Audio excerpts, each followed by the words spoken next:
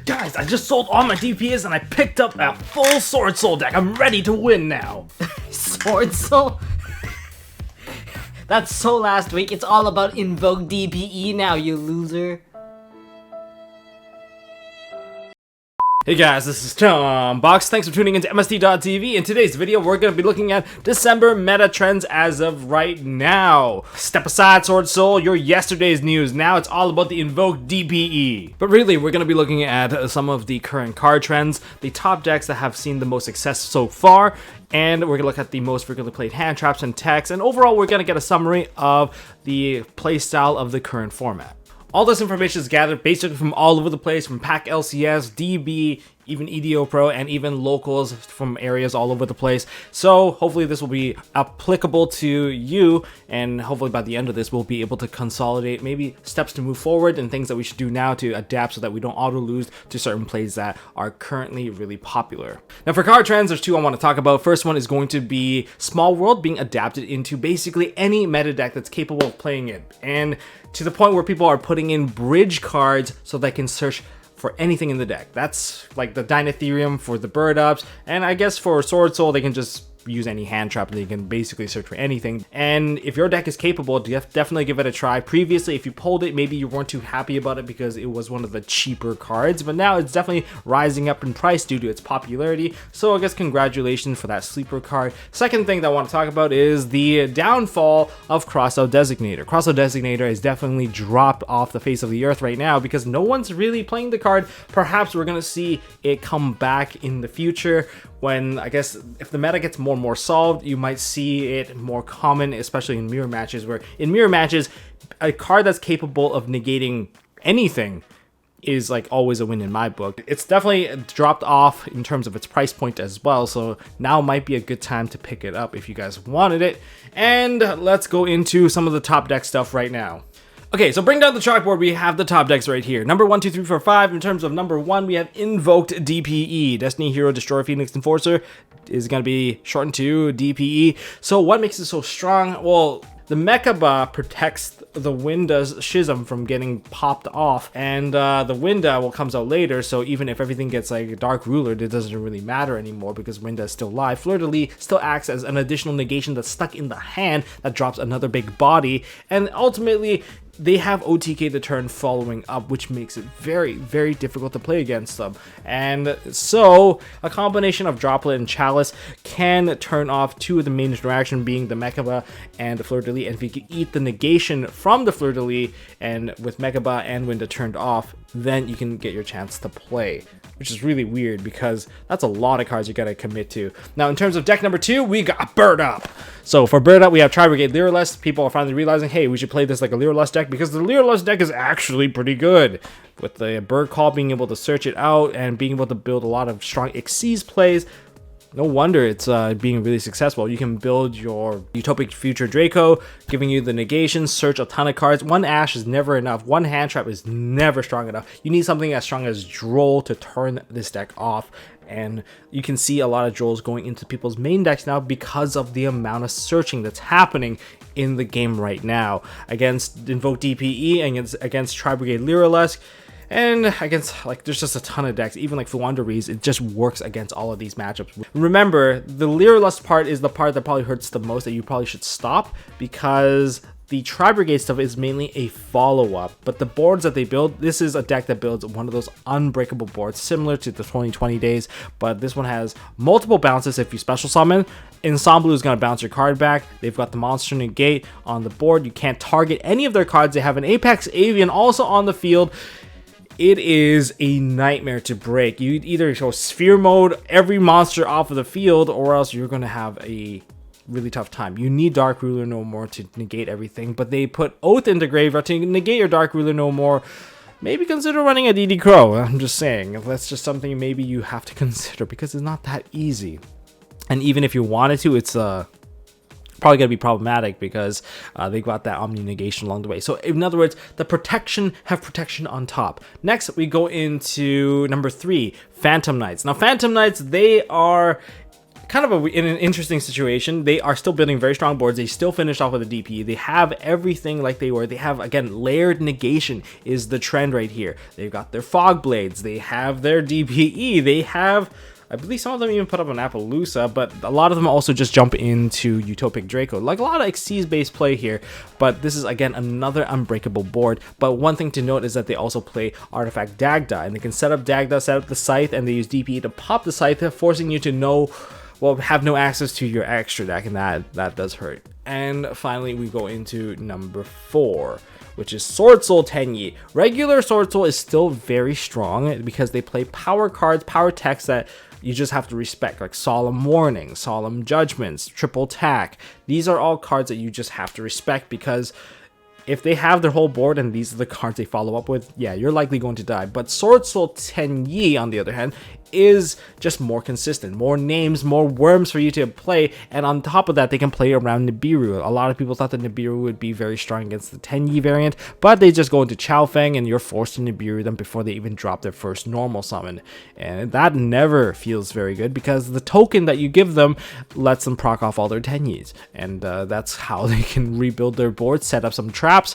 I think right now Sword Soul Tenyi is like taking a little bit of a back seat because it's hard for Tenyi to actually deal with Invoke DPE. With the Winda coming out, a lot of the Tenyi stuff activate in hand, making it very difficult for them to play. It's not like they have like infinite amounts of negation. They have a great bounce, but they also have to be very careful of like when they to normal summon out a Tenyi monster, turn that into like a monk just so that the Vishuda in hand will be live. Again, they're really good at breaking boards, especially if they have Vishuda in hand or an Ashina, and they can just go way off, and this one has a stronger OTK potential. Moving on to number 5. We have combo / other. Yes, there's no real number 5 here. There's just a lot of variations on other decks. You can put like anything that's below these guys. Fluanderees, like Live Twins, all of them fit into this category, but I think the ones with most success are the ones that are playing Baroness and they just go into Hauki 5X combo. Yeah, those decks. Or I think to some degree also machines, Earth Machines, Citadel with Fortress. These kinds of combination decks, they're seeing a lot of play because they have mass board wipe potential. You need to be able to clear multiple monsters because all these monsters that are committed onto the field need to go into better boss monsters. And so these are the current top decks in the format, and let's look at the most played cards to follow with them. Most popular hand traps, we have Ash, Nibiru, Droll, Lancia, Imperm, Gamma. In terms of Ash, it's really just there to hold the ground against Fusion Destiny in case it just gets played out of the hand, out of nowhere. And maybe you can try to block some of these plays against our matches. Invoke DPE, Bird Up, Sword Soul, and PK.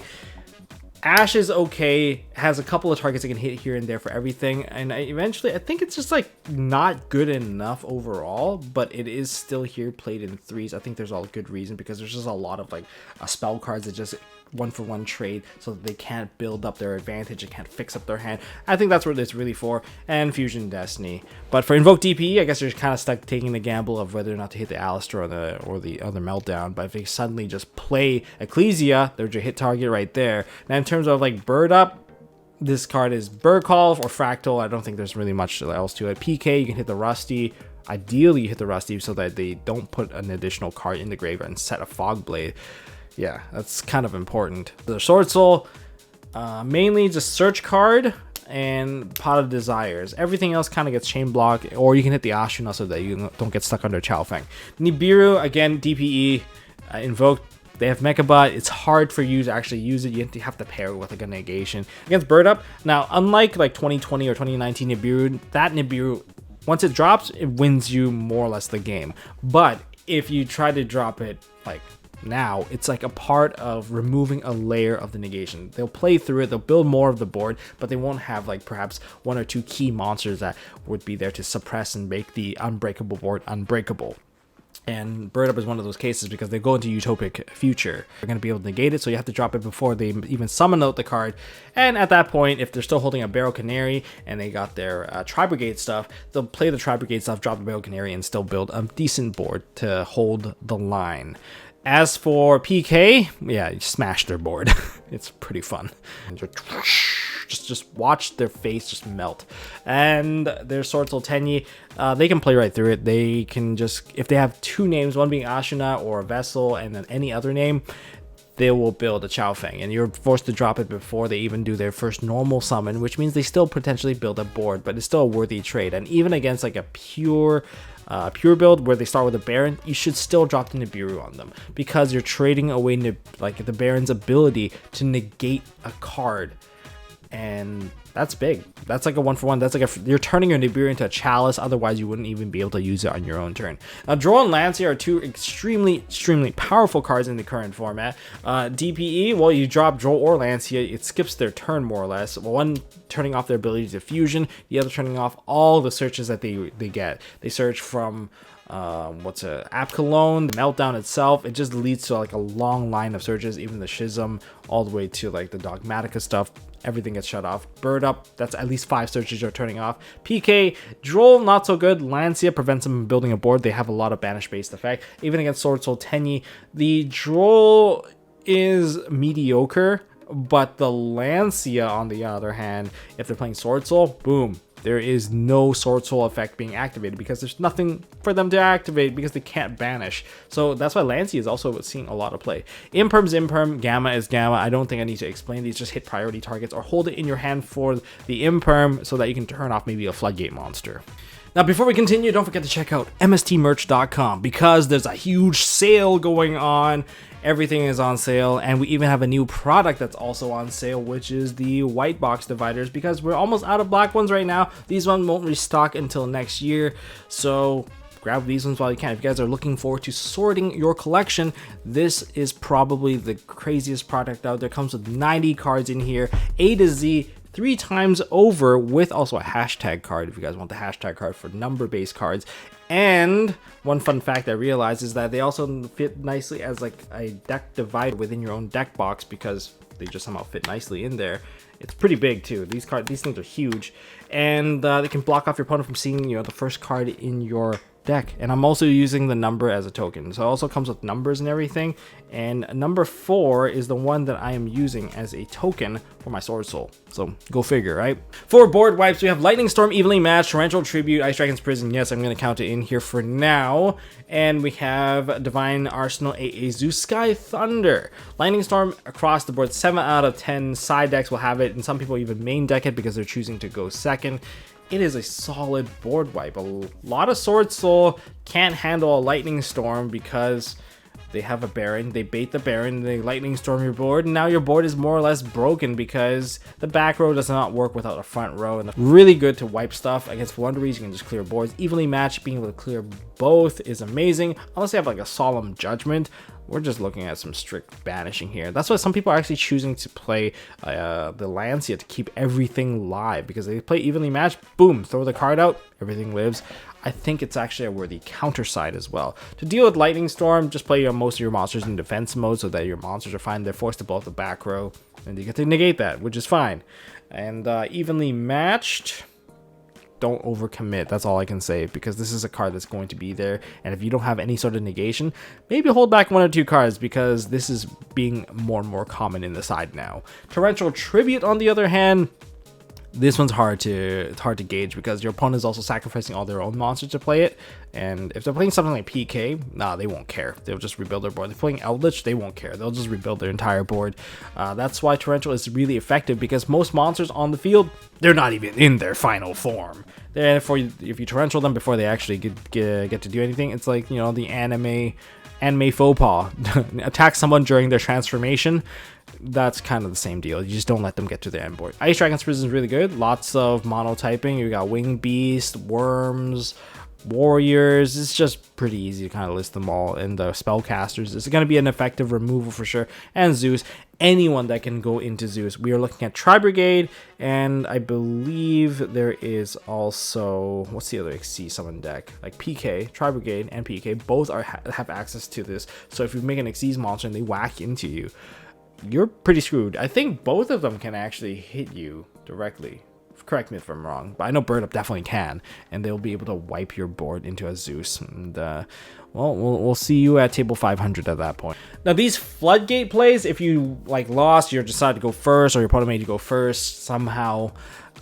These are the game-winning floodgate / turn skip. We have Winda and Schism, which just turns off someone's turn. TC Boo doesn't let someone play because, again, TC Boo is also going to be pretty good with Ice Dragon's Prison. Mystic Mind being played in the main deck, a lot of these Invoke DPE deck are able to play it, and they have Magical Meltdown to turn it off as well. And if it's for Bird Up, Harpy's Featherstorm. I mean, what do you want me to say? You have no monster effects, hand, field, or grave, or banish. It's instant death. An Artifact Scythe combo from a lot of these Pendulum decks, and also PK. One of the PK signatures is to use the Artifact Scythe because they go into Dagda, boom, set up the Scythe, and then DPE pop the Scythe. It's game breaking. It turns off everyone's potential to play. How do you play around some of these cards? Winda, Schism, you're going to need like a Twin Twister or a Cosmic Cyclone, and just hope for the best at that point that you've already negated the Mechaba. Otherwise, it's going to be bad news. TC Boo, you need removal. Mystic Mind, you need removal. Harpy's Featherstorm, you need red reboot. Otherwise, you're really, really screwed. And Artifact Scythe, you need a DD Crow, ideally, because you can remove it from play. As for the most common board breakers, we're looking at Kaiju and Lava Golem, with multiple lists sporting a Lava Golem to take out 2 monsters. If it's a Baron plus Chi-Shao board, just throw a Lava Golem, you take care of that, no worms, and one of the back row gets turned off. Dark Ruler No More is super effective regardless against whichever matchup. I mean, against like Bird Up, it is essential, but you need to somehow bait out the other card. They have full combo, they have the Oath. Dark Ruler No More does really nothing in that matchup. But if they don't get to build a full board, then the Dark Ruler No More can be really, really good. Alright, so it's just really depending on like whether or not the Oath is in the graveyard and if they have all type. Because remember, they need all type to actually get that.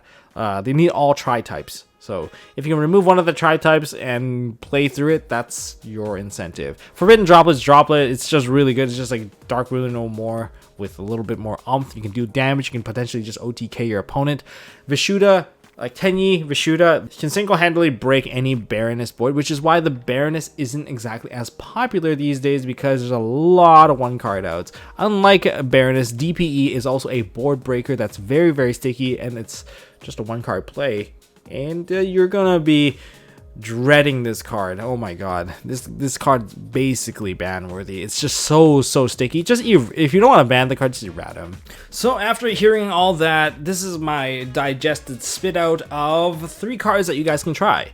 First card is going to be a hand trap, DD Crow. DD Crow seems to have a lot more valuable targets to hit now. One being Artifact Scythe. When the Scythe combo is trying to go off, just getting rid of that Scythe is kind of essential right now, but sometimes you have to pair the DD Crow with another negation, maybe a Forbidden Chalice, because there might be a negation on the board. So you need to actually be able to turn off both cards to be a successful player at Yu-Gi-Oh! Apparently. Barrel Canary target will prevent them from summoning out with Barrel Canary. Alistair, and so that they can actually fuse. They go after Invocation, you just Crow away the Alistair, and you know, it's good news because now that they fuse from hand. And there's also Crow away the PK Revive target, or better yet, just hit the DPE that's in the graveyard. Beta pop and then just Crow it away, then you can just deal with maybe a Dasher being summoned back. And against Sword Soul, you can Crow away their Ashuna. That hurts a lot because if they're depending on the Ashuna to set out their play, let's just say they're not having a Chow Feng either way. So you're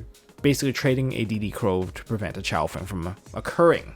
So that's good. Card number 2, this is more of a side deck card. I don't recommend main decking this because there's some matchups where it just really doesn't work. Dimensional Barrier. Look at all these matchups right here. We have Invoke DPE. If you play against Invoke DPE, all you gotta do is call fusions, and what are they gonna do? Like, they have like basically no real boss monster, and you can do it on their invocation. You're not negating the card, just preventing the card from summoning out. You know, it's not that bad. Against Synchros, you just call it. Against Sword Soul. Sword Soul, 90% of their extra deck is just Synchro monsters, so they can't play that. Like, so what board are they going to build now? Against Triff, you got to call Pendulums, and then, yeah, the entire Pendulum lineup gets turned off. Yeah, pretty brutal. Now, if you don't want to die to, like, Schism, Sword Soul Trap, Counter Traps, Imperms, Floodgates, Evenly Match, there's only really one card for this solution, is Red Reboot. Hit them with a Red Reboot so that you can just play and combo off and just OTK them. If you're gonna play this card, you might as well just go all in at this point and just go for the kill. It's really important. Borderline is kind of weird because Red Reboot is like such a good timing card. Remember, I talked about like the timing being the more flexible the better. Well, this card is the most flexible. I'm actually considering main decking a Red Reboot, considering that all these matchups have some level of trap in their main board I just don't like dealing with. Now that's all I got for this video, guys. But guys, did you know if you guys hit the subscribe button, you guys will be able to bless your polls. The DPE that you sold off, you'll get to pull another one really quickly, and that's my blessing to you when you guys hit the subscribe button. And well, aside from that, well, go check out MSTmerch.com for the box dividers, of course, and there's a sale going on right now. That's all I got for this video. Hopefully you guys hit the subscribe button and get blessed on your next big pull, and I'll see you guys in the next one.